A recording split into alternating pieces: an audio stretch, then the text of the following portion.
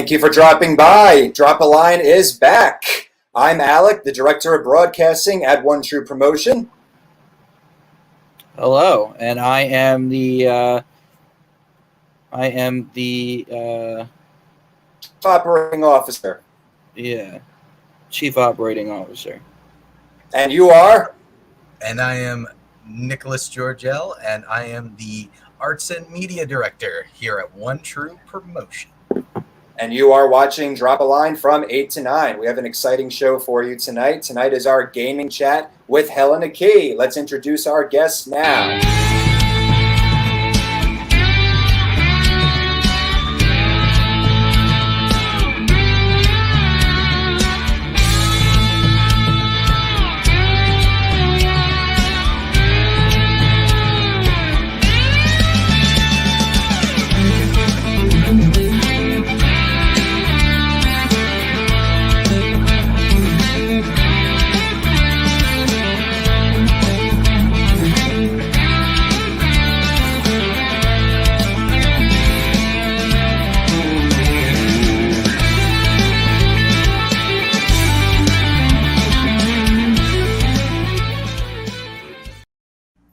And here she is now. How are you tonight, Helena? Good, thank you.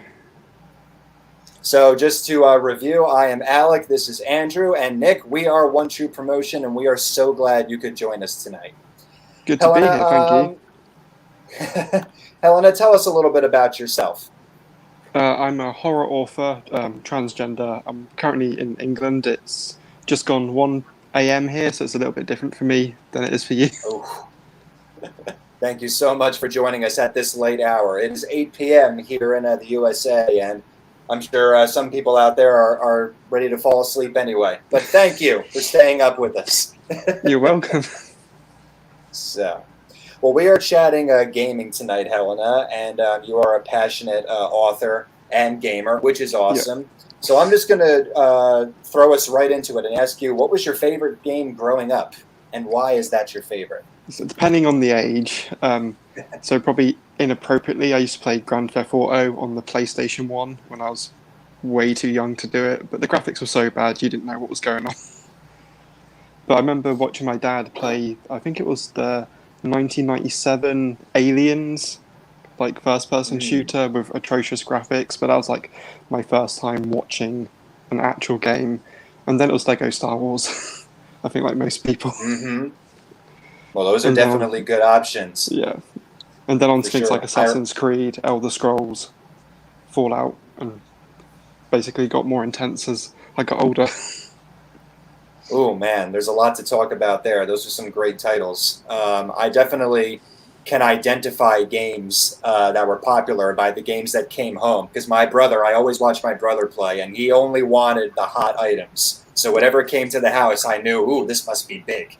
And those were a lot of the titles.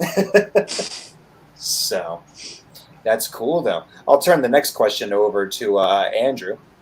You want to ask our guest a question?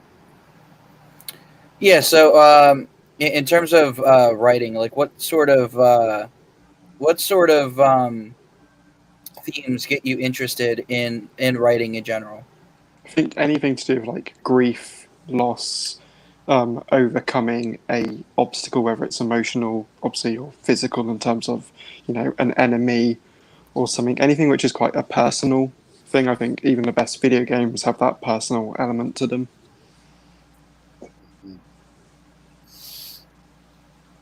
Very cool. Nice. Very cool. How about you, Nick? In regards to that question or next question? Oh, either one. Totally up to you, bub. I've lost it now. Oh, the lag going on. Are we good? Yeah, I just wanted to clarify. Yeah, I think you're just freezing up a little bit, Alec.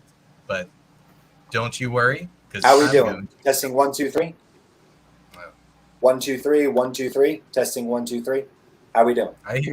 We're good, I think. I hear you, Alec. Perfect. I have a couple little questions written down.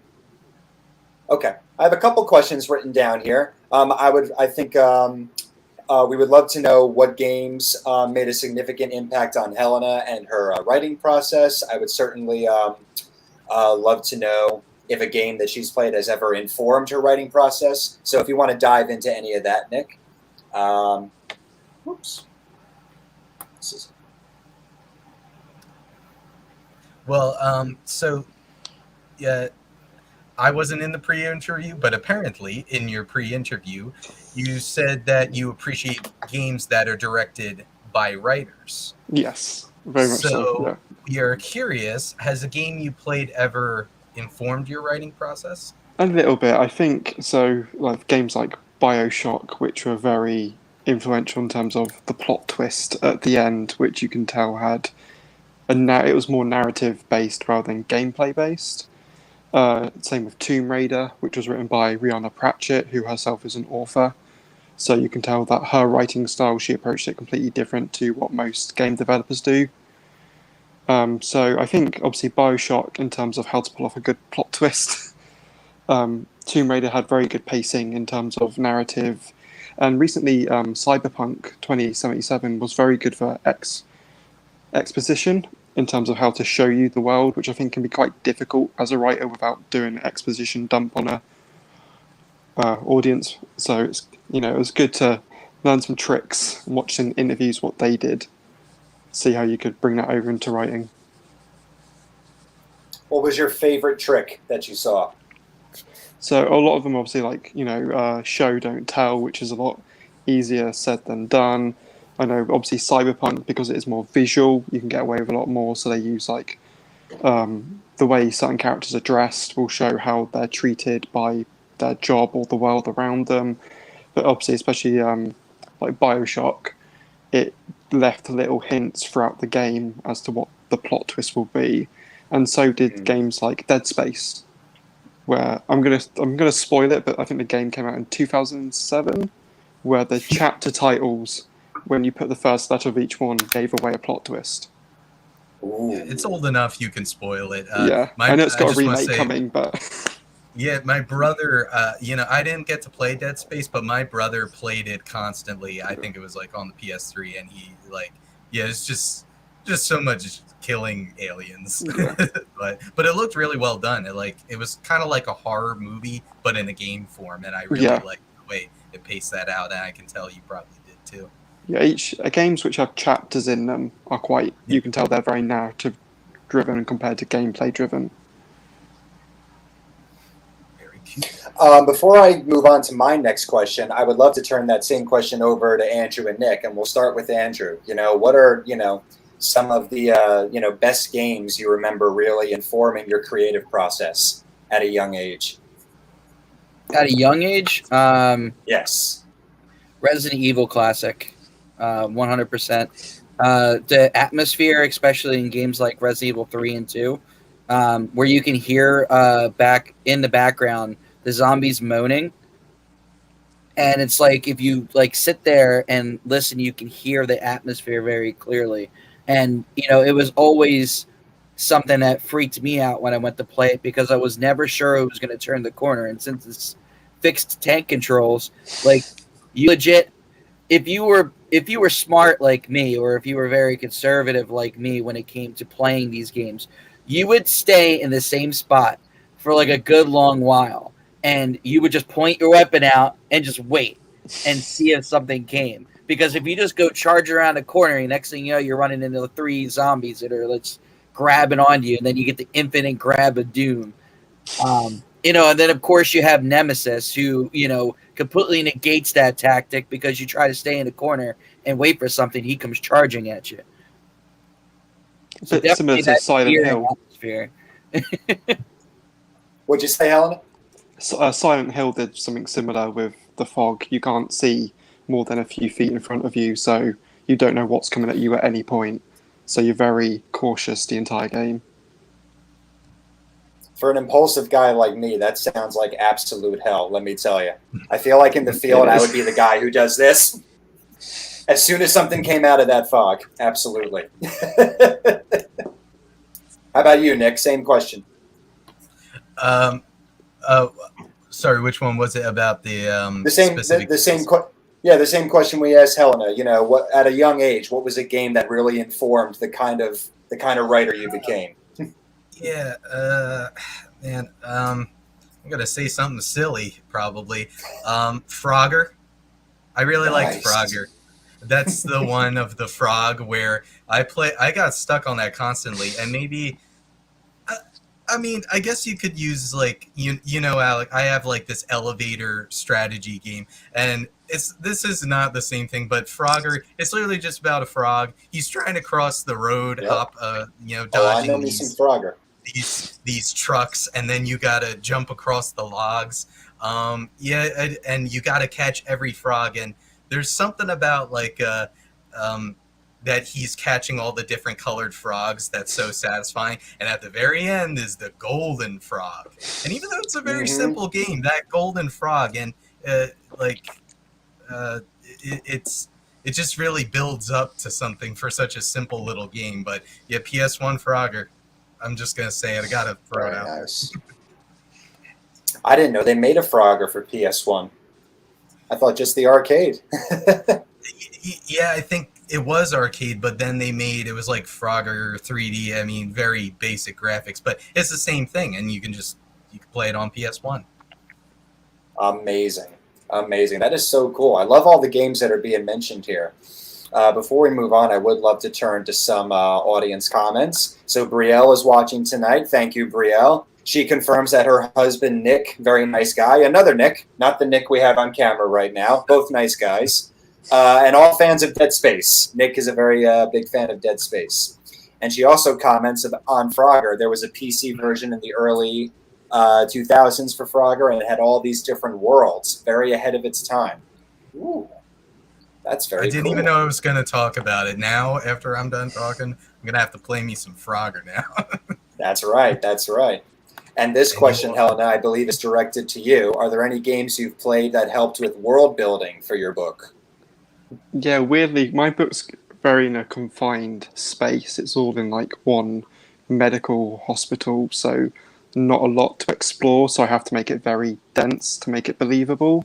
So weirdly, games like the Stanley Parable, which is set Okay. within a very confined kind of like route where you're just exploring, and games like Portal, because of the kind of dystopian but restricted setting, really did influence the way I approached it and how I visualized.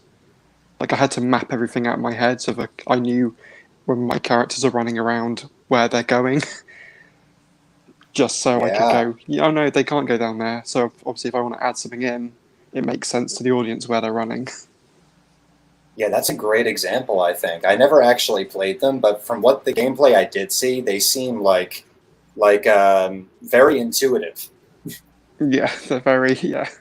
Yeah, can you explain the gameplay a little bit of Portal? Because like I know of it too after the fact, never got to play it, but it looked pretty cool. Like Yeah, the concept. Portal's like a really it's dark, but it's like hilarious. So it's just this young girl called Shell who's in a I don't even know how to describe it, like a testing facility, and there's an evil robot making her do all these tests with a portal gun.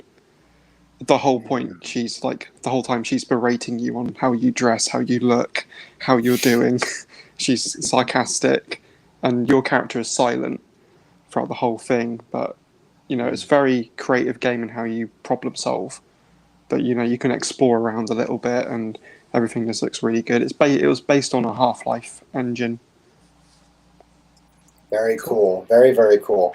Well, this has been a great conversation so far. I'd like to take a quick break to do some plugs. So we will do 2 book plugs real quick, everybody. Won't last more than 2 minutes. And we'll start with our gracious guest, Helena. Would you like to plug your book for us? Yeah, so my current book is Beyond. It's should be published late this year. I'm just in that final edit stage. It's a psychological horror about someone who wakes up in a medical facility and they are basically treated by the staff as less than human, and they're trying to work out this bigger mystery that's going on within the facility while trying to escape. And how about Nick? So some of you already know this one, but it's an oldie, but it's a goodie. It's Life is Death. Life is Death, the Death of Earth. And this is not about the Earth blowing up, as you would think.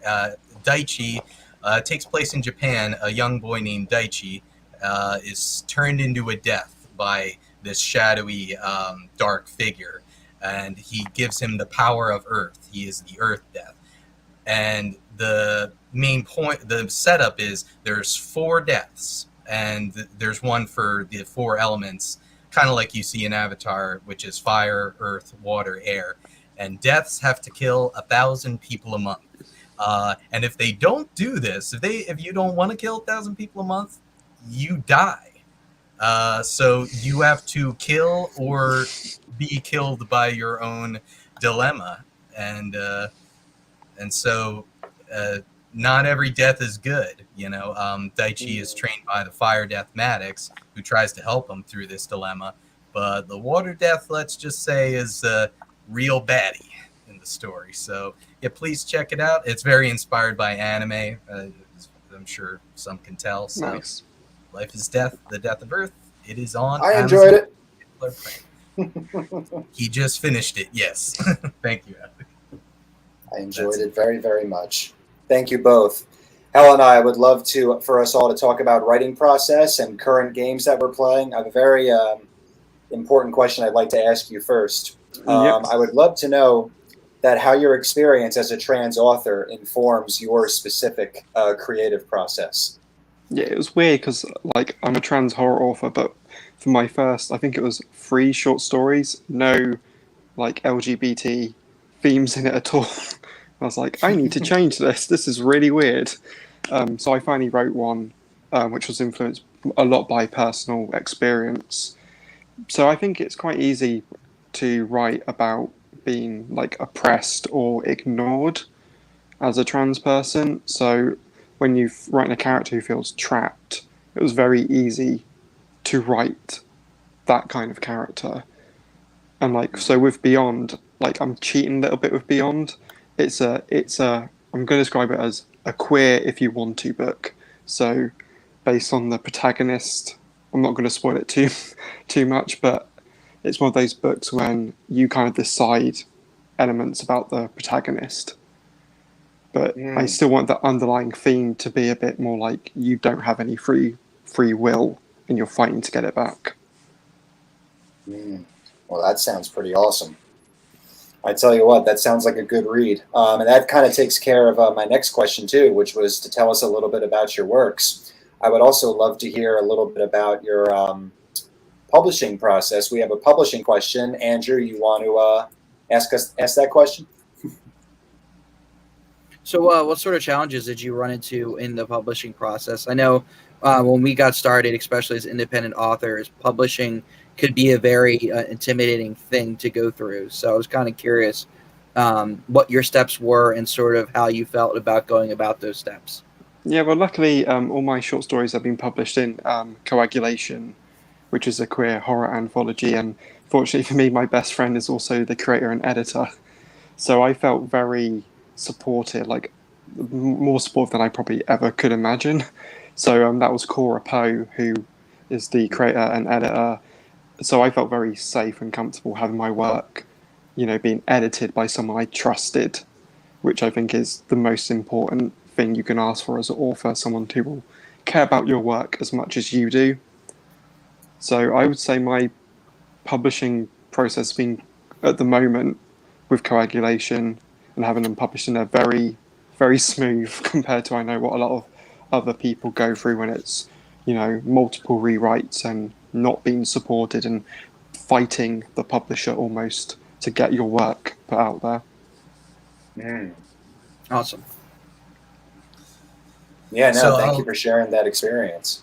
Go ahead, So Nick. to go off of that, I'll continue on to this question, which is, what are some of your favorite works from this publisher that you've worked with? Well, yeah, so obviously we did Coagulation. We've just done our the third ever publishing thing, which was Metamorphosis, which was for Pride.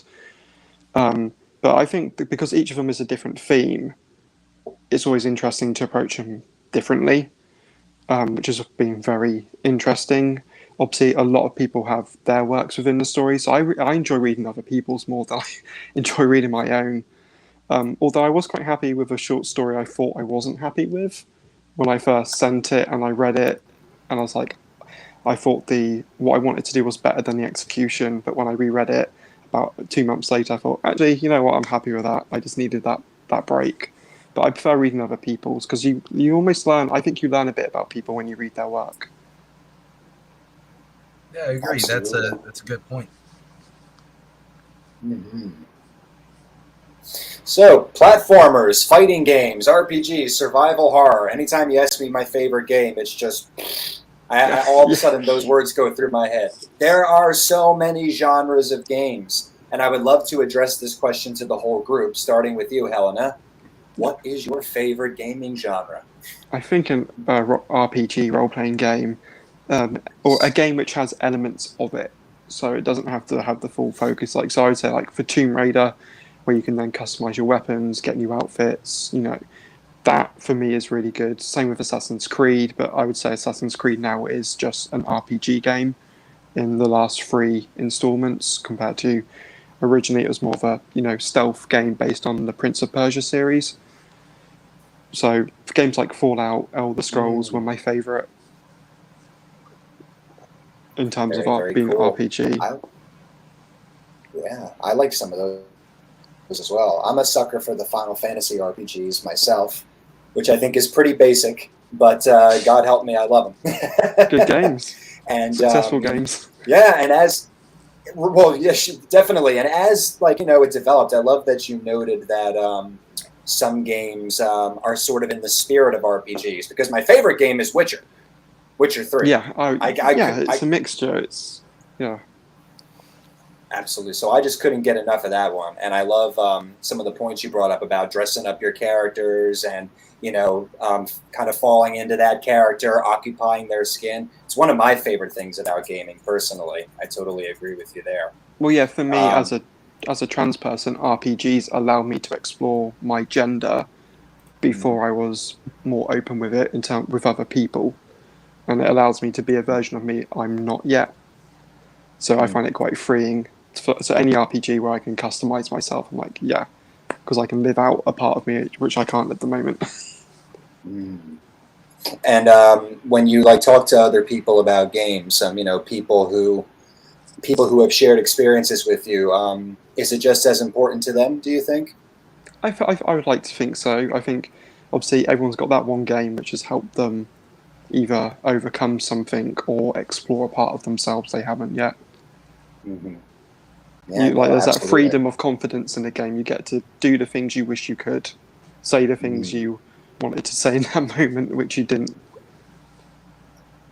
Well, like I said, I'm a pretty, I love that games are able to give people those experiences when they really need them, My basic ass just wishes I could pick up Cloud Strife's sword, which is just never going to happen. Because it's not even a real sword. It's just like, well, this will let me live out a bonkers fantasy, for sure.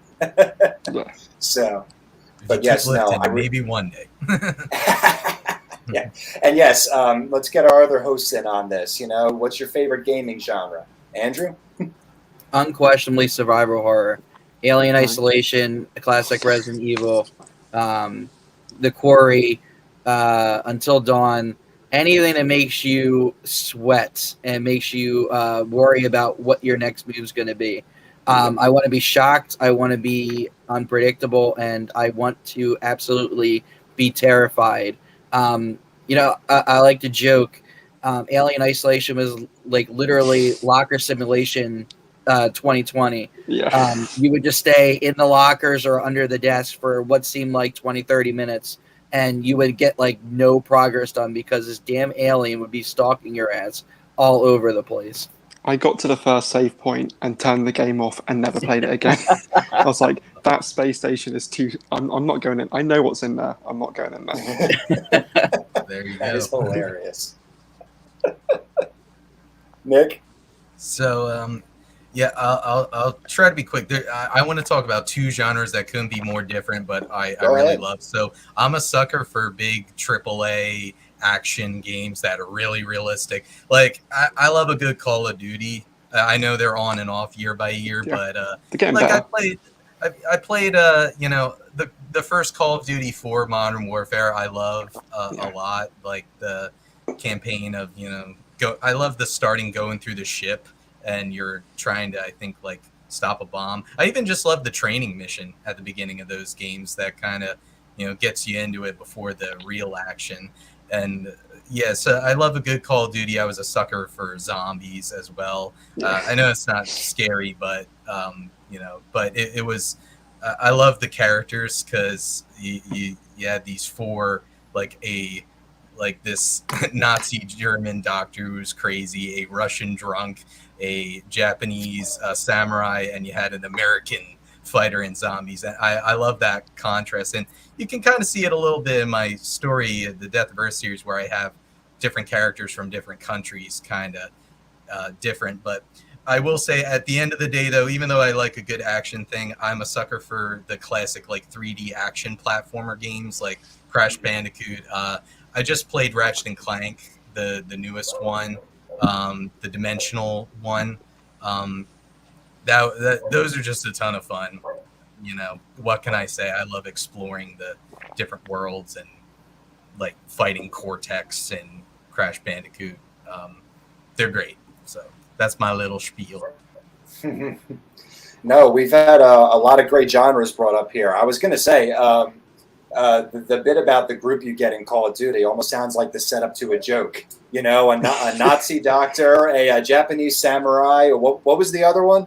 It's the Russian drunk. It's a Russian drunk. Nikolai. His name is Nikolai. Yeah, Nikolai, a Russian drunk, the Nazi geneticist, and the Japanese samurai all walk into a bar together. It's like this is. They're the best characters ever. If you haven't played classic zombies in like Black Ops or World at War, it's the funnest stuff ever. I still come back to it. Honestly, I won't deny. Because it's funny, you know. It's not just horror. Like there's a bit of, you know, comedic banter as you're playing through it, which I love. Yes. We just got a great question from the audience, but before we answer that, I'd like to. Brielle tried to get in on the genre discussion. I'm real basic. Hey, so am I. And a Nintendo girl at heart. Zelda brought my husband and I together back in 5th grade. Zelda has a big place in our hearts. I am actually playing Ocarina of Time for the first time in my life right now. How sad is that? I've never played Zelda. Hey, kindred spirits. High five. Andrew, you've played Zelda? No, absolutely not. So this is actually almost a Zelda-free zone, if not for yours truly. So there you go. I'll have to let you all know how it is. But I'm with you, Brielle. I'm with you out there. Ariel just asked a great question. Would any of you want to create your own video game in the future? Why don't we start with Helena? Absolutely. Yeah, I've already, because I screenwrite as well, so I've already like written or at least started a rough draft of a video game script. And like with what Andrew mentioned earlier, with like The Quarry and Until Dawn, supermassive studios are actually based in the UK. So for me, it's that thing of I'll send them something and like try and get my foot in the door. Or same with like Frontier Studios and stuff. Like playing games makes me go, yes, I want to write a moment like that for a player. So I'd love to. I just need to get good at programming. Nick? Yeah, I was gonna say hell yes, but I honestly can't. I don't have any ideas that would be like just for a video game because, you know, like I write stories and, you know, novels, but since I have published a novel, the great thing about The Death of Earth is I would make a game based on this because what's great is I already have a battle system that would translate well. I mean, as Alec encountered this part, Maddox summons a mad ox. It's a pun on his name, a mad ox. It's this flaming ox. I can easily see that as his like ultimate move. And Mirko, the water death, summons water spheres and pummels people with water spheres and traps them. Daichi would create earthquakes that like shock the ground, and the wind death would just blow you away. So like that's already like a great system, and I think kind of goes to show like games like that, you know, that you can have a good variety of fighters, like really translate well. Mhm. I have tried to create a video game before on Microsoft PowerPoint. I got the basic elements there, but because I had to do so many links to different slides, so you'd actually follow a path, it just crashed my computer because it was That's a just start, though. too much. It was like 5,000 slides of trying to be like go down this, and it's like it just nothing loaded. Just crashed the computer straight away, and I thought, yeah, you can't cheat the system. Mm. Sounds right. And Helena, you got some feedback coming from the audience. That is so cool. I would love to either work on character design as an artist or weigh in on the music and sound design is super important. I think like Rihanna Pratchett, who wrote the Tomb Raider game, she isn't a programmer by trade; she's an author. But she was the lead writer for Tomb Raider. So I think a lot of authors or writers are branching out into video game because it's getting more. It used to be that video game companies would do gameplay first, story was second, but now it's kind of flipped that every gameplay element has to now support the story, and if it doesn't, it goes. That's very interesting. Mm-hmm. Yeah. And we're all storytellers here, so we're all excited about that. Ariel Brinkley, I've tried making a game once with RPG Maker. It cuts out the programming, but still hard. Wobbleline used to do that. We should have gotten him in on this, huh? Yeah. Have you ever tried RPG Maker, Helena? I have not RPG Maker. I tried to do like a Dungeons and Dragons style Fallout game once when I was young, but I couldn't work out how I wanted the squares and like how do you move? Like you can get across the board within 6 rolls if you get too many high numbers. So I thought it needs to be. The concept was there, but nothing else was. Yeah, well, I actually started my writing career by drafting plans for a video game, and I was a big Kingdom Hearts fan, so it was a little bit of a derivative. But we had this hack and slash system. Every character had an element. I had the whole story in my head. I had the world mapped out. I even had some notes about culture and different races and things like that. I knew what all the final bosses were. But just like you said, Helena, I didn't know jack about programming, and I didn't know jack about pretty much just any of the technical process of making a game. So just like you said, the idea was there.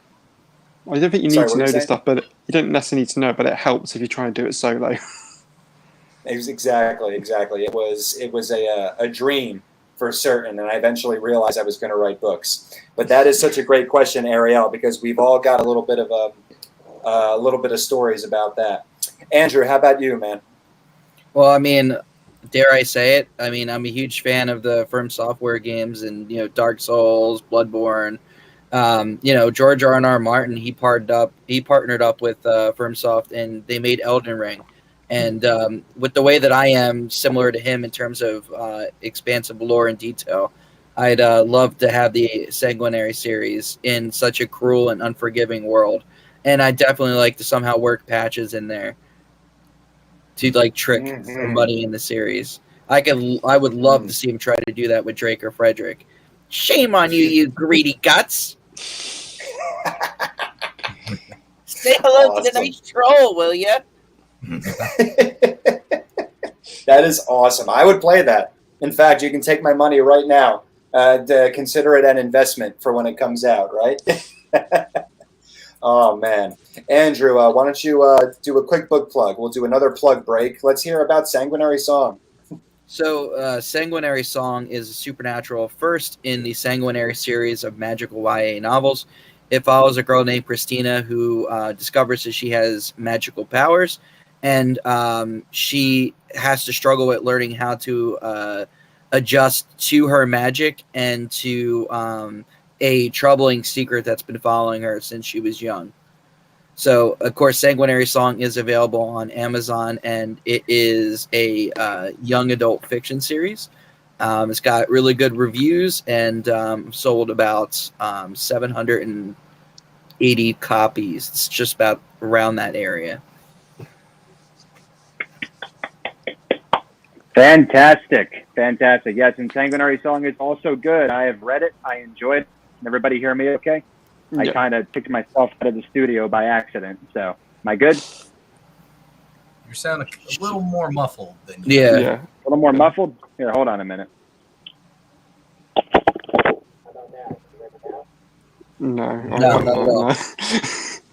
You sound like you're in another room, like 3 rooms away.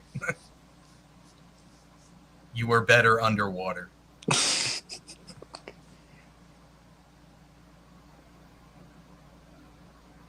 And now we get to the technical difficulty of the stream. Yeah, I was trying to lip read him, but I do not know what he is saying.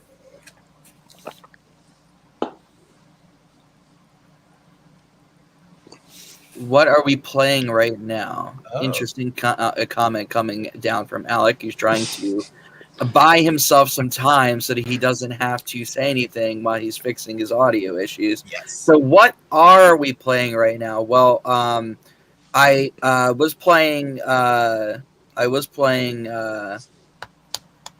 crap! We were just talking about it earlier in the stream. The one with Keanu Reeves that just came out. Not too long ago. Cyberpunk. Cyberpunk. I was playing Yeah. Cyberpunk for a bit, and lately I've been revisiting the PS1 classics. I just started playing Legend of Dragoon for the first time, a game that I've never ever played, and it has some of the worst dialogue that it even rivals Resident Evil Classic for like the worst dialogue ever. I was dying, just screenshotting stuff and sending it to Alec. Like, this is terrible. But the gameplay is like very fun and interesting, and the story is really cool. But it's really interesting to sort of play one of those classic RPG turn-based style games that was made, in the PlayStation 1 era, along with the Star Oceans and Final Fantasy. And it's something that a lot of people are clamoring to get a remaster. I now understand why. It's very fun, and the controls are awesome. But the dialogue definitely needs to be revisited. It's definitely my pastime to ridicule everything that comes out of every character's mouth. Maybe the dialogue shouldn't be changed then. Preserve it. Are you good, Alec? Testing. Oh yeah, much better. Yeah, bro. All right. Sorry to interrupt. Well, I was gonna say, I am playing nothing. Oh, I shouldn't say that, but technically, yeah, no, I've just been busy with writing and kind of watching stuff. But the last thing I was playing, and it was a while ago, I'll admit, but was Elden Ring. And since I haven't talked about Elden Ring, I know Andrew brought it up, but Elden Ring is really awesome. I mean, like, as being an artist myself, like, I've just seen endless art of Elden Ring and people exploring the world of that. It's cool because, like, the way Elden Ring introduces is that, like, it gives you, like, the surface layer of the story, and then you find out more about the world as you play it, which is nice that they don't give the whole thing away, and people can gradually uncover more as they fight different stuff and go further. So, yep, last I was playing was Elden Ring. Nice. I'm currently between Mass Effect and Assassin's Creed. Good. All right. Tell us a little bit about what makes these games different than the last ones you played, or rather, what's the appeal of these ones specifically? Well, for me, obviously, Mass Effect, I'm playing the Legendary Edition, so it's all been remastered with all the original content, apart from, I think, one of them, because the studio lost the files. But for me, it was Mass Effect. It's got that nostalgia feeling, because it's something I played when I was, I think, 2007, 2008, so I was still in high school, borrowed it from a friend. Really bad at it, like, got all the worst outcomes you could have got, because I didn't pay attention to the little loyalty things you had to do throughout the game. But it's like a cosmic horror to a degree. You've got this big enemy which taunts you, but it's like, you can't understand us, and you live because we allow it. But the premise of the game is obviously every 50,000 years, these things called the Reapers come in and wipe out all intelligent life. So it's just this endless cycle. But for me, it was the first game which was like a sci-fi game or a sci-fi IP, which wasn't Star Trek or Star Wars. It was new. It was a bit more grounded. The enemies were new, and it like the first game, like the Reapers got a very I can't remember the word, but something instantly recognizable in their like horn that they blast. So that for me, it's like something even now if I hear it, I'm like I know what that sound is. Like I will look that sound up on YouTube because I think it's just an amazing sound. And obviously, Assassin's Creed now is just more like I want to play as a Viking, so I'm doing that at the moment. Less Assassin's Creed, more Viking raiding, but it's still quite fun. And being from England, where it's now set, it's quite interesting to see like the town where I live near, Norwich, in the game, and my hometown of Doncaster is also in the game. So I kind of like I get to visit. Absolutely. I wanted to just react real quick to what you said about Mass Effect. I tend to paint, story elements with a very broad brush sometimes. Like I'll say, Assassin's Creed is cool because you can go to Viking times, or Witcher is cool because you can explore a fantasy world. But what you said about Mass Effect, how you can identify specific sounds from the game every time you hear them and know the meaning of them. Like those little moments of stimulation can send me wild into story ideas. It's a really interesting thing because like the whole point of the game is to horn, or like I don't know if it's horn or a roar. They never quite tell you what it is, but it's what they use as indoctrination. So the more you hear it, you start to forget who you are, and you just become a slave to them. And it's how they like conquer a planet effectively. So you never beat them. And like like again, plot twist, but it came out in 2007. The main villain at the end, Saren, when you kill him or get him to kill himself, because you can use dialogue choices to influence events, you think you've won, and then it turns out his body's being possessed by a Reaper, and that his ship he was using was a Reaper, and it just controlled him, which then makes you question all the gameplay of, especially towards number 3, you're fighting these things for free games. Are you indoctrinated? That's where a lot of fan theories come in, but it's a cool concept to explore. That is so cool. So cool. This is a great discussion. Really enjoying it. I would love to turn the next question over to Andrew. That would be the second question in section 3. And I think everybody's going to want to answer this one. What question is that? Oh, I'll ask it. What is your least favorite game and why?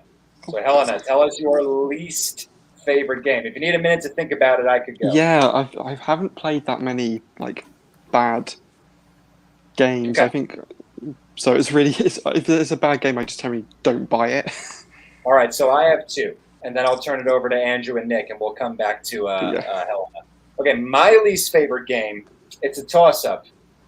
The first would be, I'm going to piss some people off with this one, but the first would be Kingdom Hearts Chain of Memories, because they made me select a card just to swing my sword, and I absolutely could not figure out that fighting system. Great storyline, great concept, but I was absolutely just lost out the door, could not play the game, could not succeed, could not get into it. And much in that vein, the other contender for worst game Alex ever played, even though they're good games, every shooter ever, because I am a lousy shot.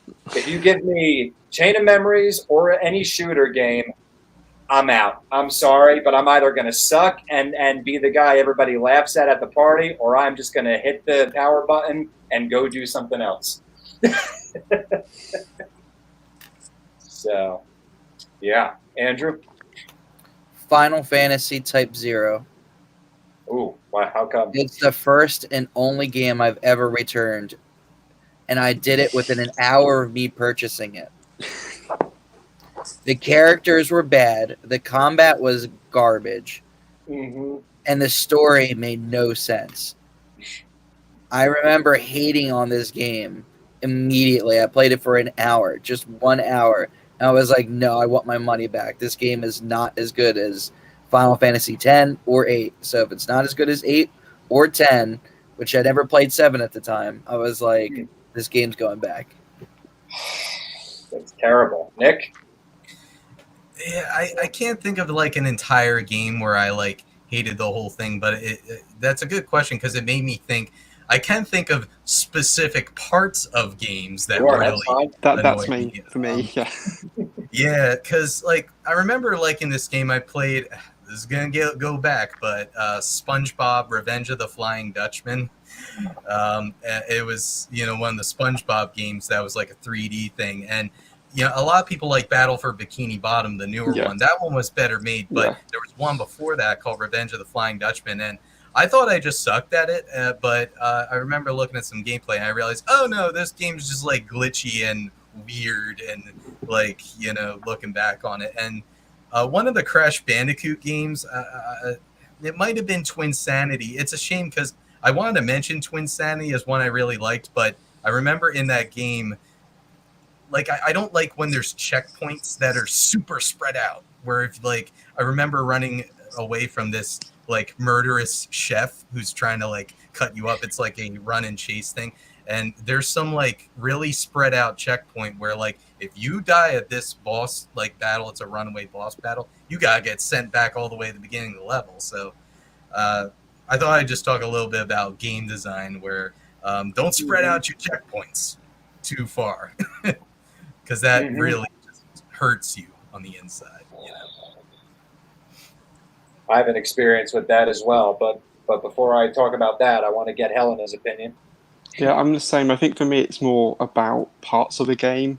So, like, as much as I like the new Assassin's Creed Valhalla game, the Conquest of England storyline, there is no finale.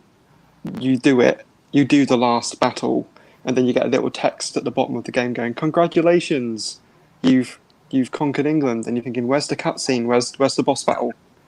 Yeah, It's kind of funny. So like, okay, I've done, and then the main story, you've got to do additional quests to like wrap it up, to like get almost like 100% completion. Like, I'm not going to do that.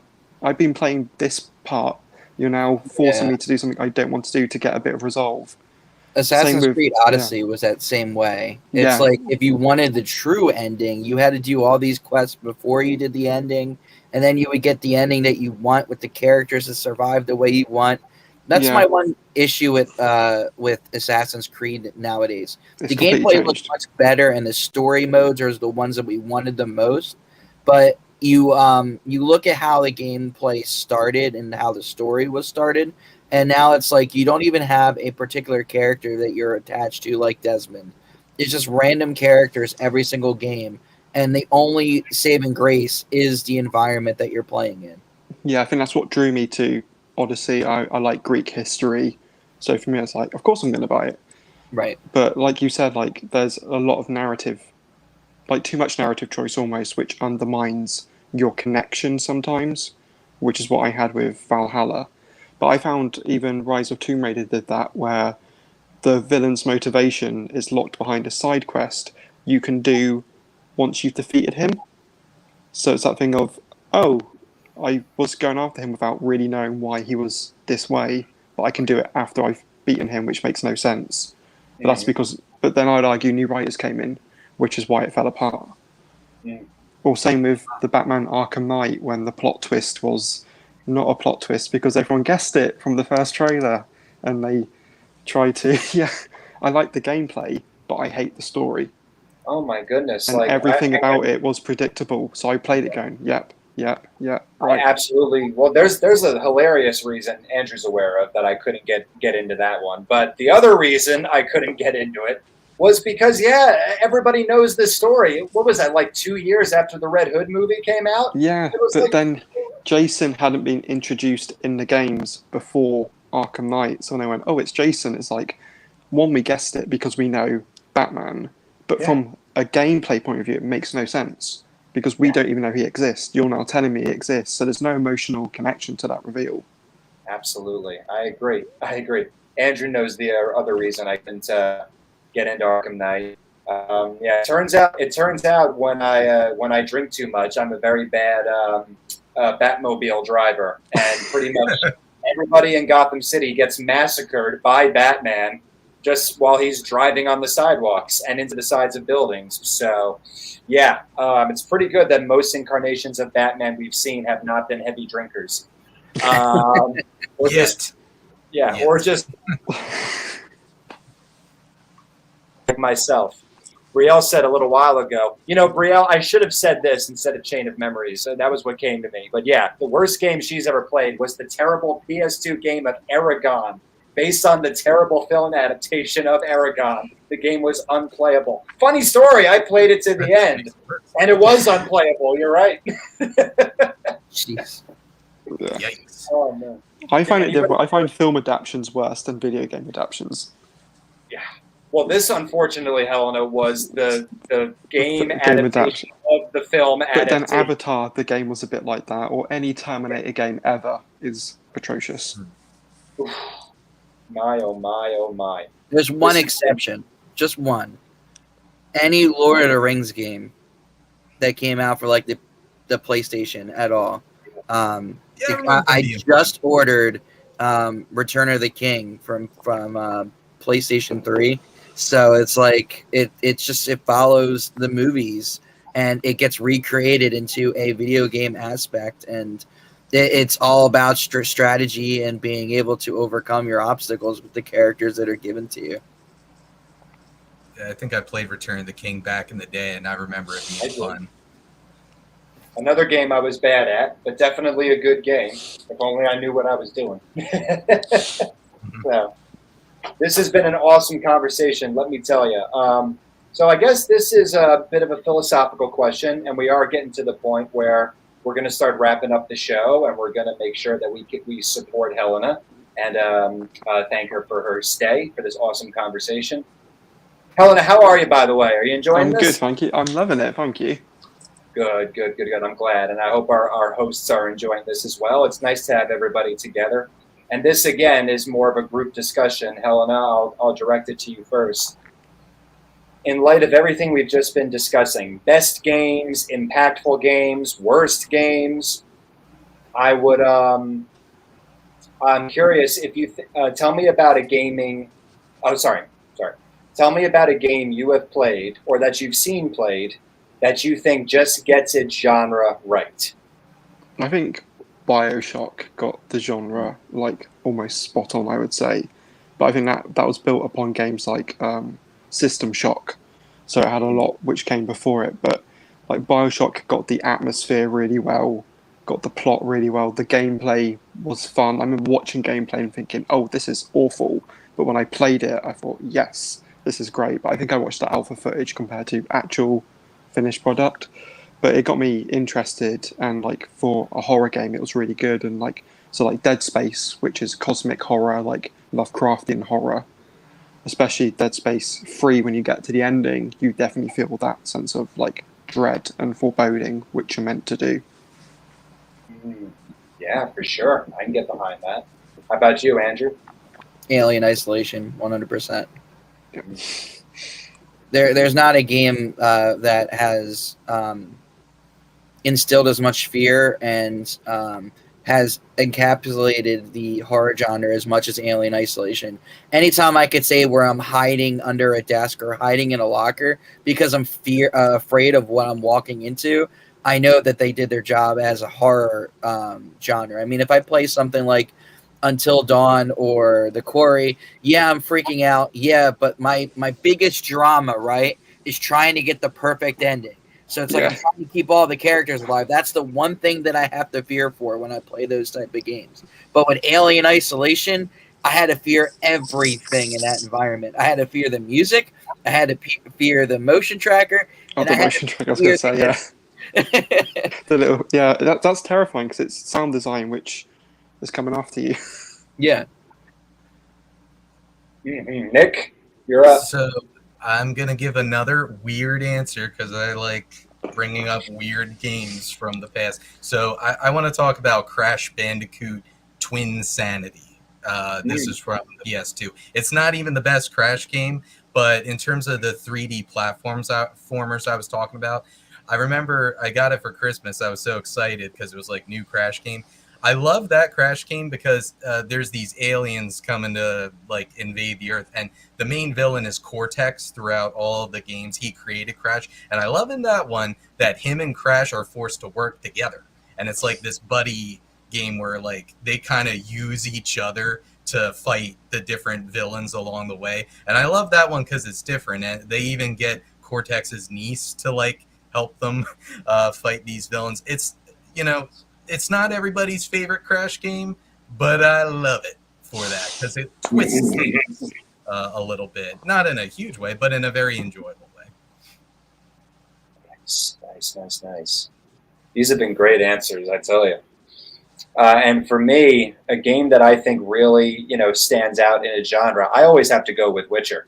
And some people, make the argument that because you can't create the character, because it has no first-person point of view option, that it kind of gets the genre wrong. But when you really look at the story, the gameplay, the combat, the emphasis on going on monster hunts and exploring hidden, far-off places, I really think that that's just one game that really figured out what is it about this genre that people like, and how can we just maximize it to the point that we get like 14 Game of the Year awards, So that'd be my pick personally. Man, I tell you, that game was all I thought about and did for 2 straight years of my life.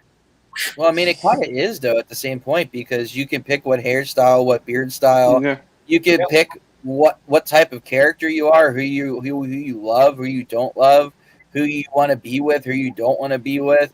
You could choose to be with everybody like this dude. I was like, all right, cool, every opportunity. And then, of course, one of Alex's first experiences was, you find out what happens if you try to romance Yennefer Interest. And then, I've heard about that, yeah. It doesn't end well. No, I don't want to pick. I want them both. I want to be like Suki, okay? I want them both. I think Max Payne gets it right as well in terms of detective shooting games, especially the first 2 when it's like comic books instead of a cutscene. Tell us a little bit more. So Max Payne, obviously, it's a like detective game. You're going after the people who killed your family, but it's written like as in a like detective noir book, Pulp Fiction kind of thing. So very punchy narration.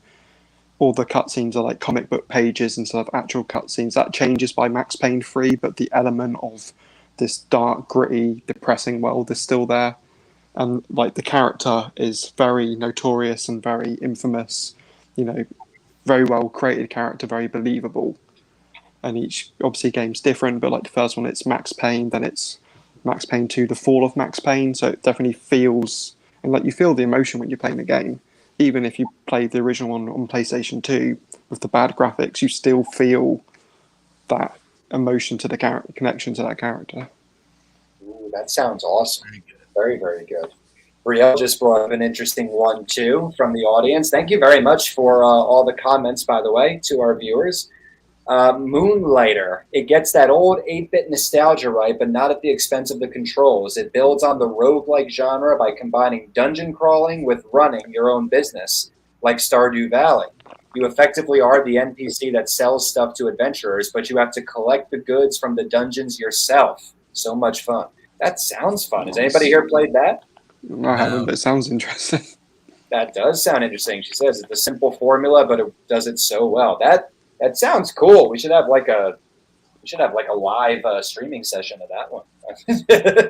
Lots of cool indie games out there. That's absolutely Can you guys believe we have officially been talking for 1 hour, 60 minutes? Yes and no. Amazing. Well, we have a couple more plugs, and we do have a closing procedure that we usually do. But what I would like to do, starting with you, Helena, is I would like to. There's a little tradition we have here on the show where we check in with the guest to see if there's anything we missed. Do you have any remarks for us or the audience, or any pressing questions? No, just obviously a lot of the games that we mentioned, good and bad. I would suggest play them, especially if you're interested in writing. Sometimes, obviously, bad games still have a good story, or vice versa. So, obviously, you can learn a lot from people's mistakes. Yeah, absolutely. It's a good Thank tip. you. And to our other hosts, do you have any remarks to squeeze in? Yeah, one thing we didn't touch on that I really would hate, since we're talking about gaming, the consoles. What's everybody's favorite consoles? Not Great to be question. console warsy, but what's your experience with them? Which ones have you liked? Great question. So my one went PlayStation 1, Xbox, Xbox 360, Xbox One, and now I'm on PlayStation 4. The classics. I'm enjoying the PlayStation 4 more than the Xbox. I don't know if it's just because it's more focused on gaming, whereas Xbox tried to be more of a family console, which can do a bit of everything. Mm. But obviously, fellow PS4 owner and PS5 owner now, I Yeah. totally agree. It's Yeah. tons of fun there. and I stopped playing Xbox when Halo went downhill. Mm. It's a shame because I hear Halo's great. The first three are good, and then Halo Reach and ODST were great, but different people kind of took over. But for me, PlayStation 4 is good. I want to get a gaming PC, but they're expensive, and obviously sometimes you've got to custom build it to a degree. Mm. Andrew, PlayStation. which one? All of them. Has there actually ever been a bad PlayStation? I think all of them have been like really All of them are good. great. I Yeah, agree. and I have to speak as I did want to say that my dad was weird when I was growing up. He was like, "No, we're a PlayStation household." When I wanted to play like a Mario game, I don't know why. I still don't know to this day. So I couldn't get a GameCube.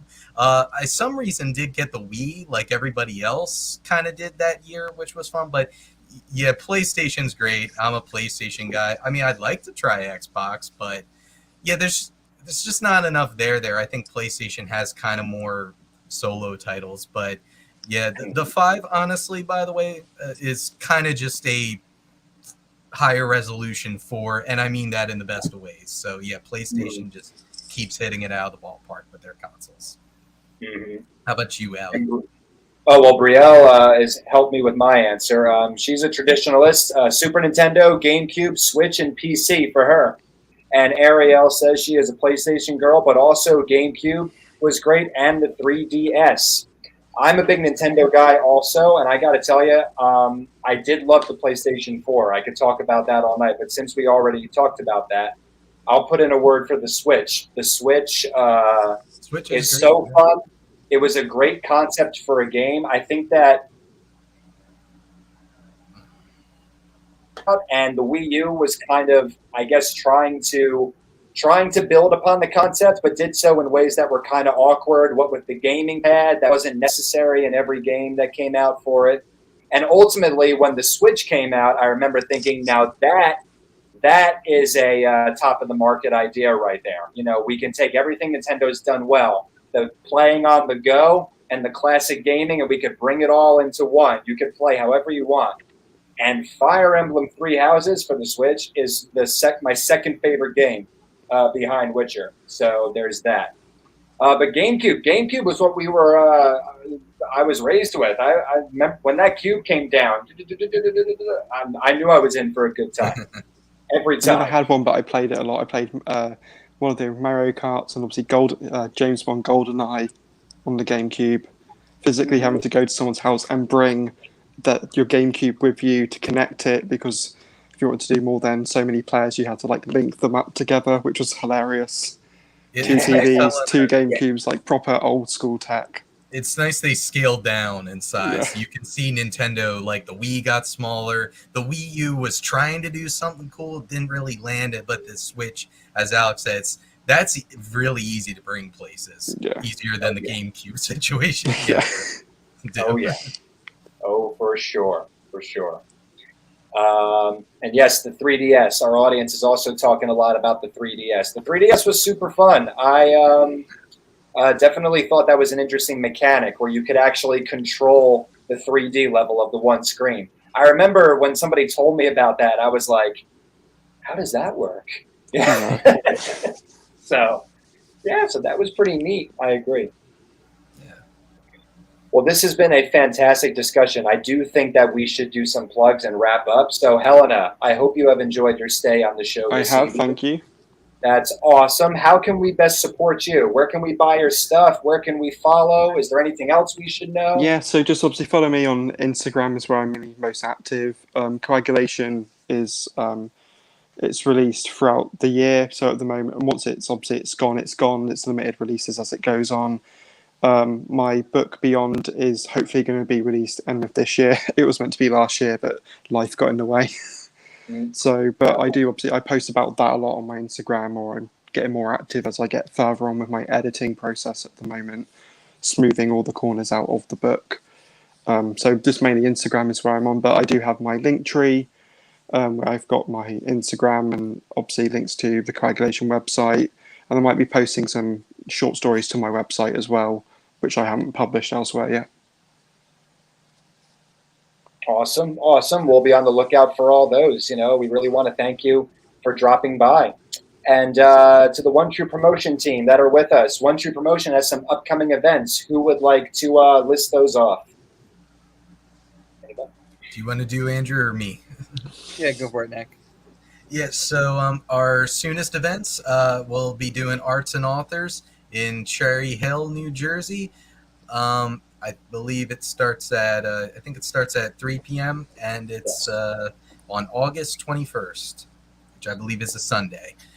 Next main big event will be Collingswood Fall Book Festival, which will be on October 1st, and that's from 10 a.m. to about 4 p.m. So Saturday, October 1st, see us there. And that's mainly the soonest ones to look forward to. Those are our main plugs, yes. Thank you all for being here. That does bring our episode to a conclusion. Thank you for dropping by. Again, I am Alec, Director of Broadcasting at One OTP. Andrew Bass, Chief Operating Officer. And Nicholas Georgel, Arts and Media Director. And we hope this episode left you invigorated and inspired to play some good games and write some good material. Helena, thank you so much for being here tonight. Thank you for having me. You are always welcome back to come on and chat with the group. I hope that you know that here you can be appreciated, supported, and also visible. And we love it when you join us. So Thank please do. Absolutely. So don't be a stranger. And thank you for coming on.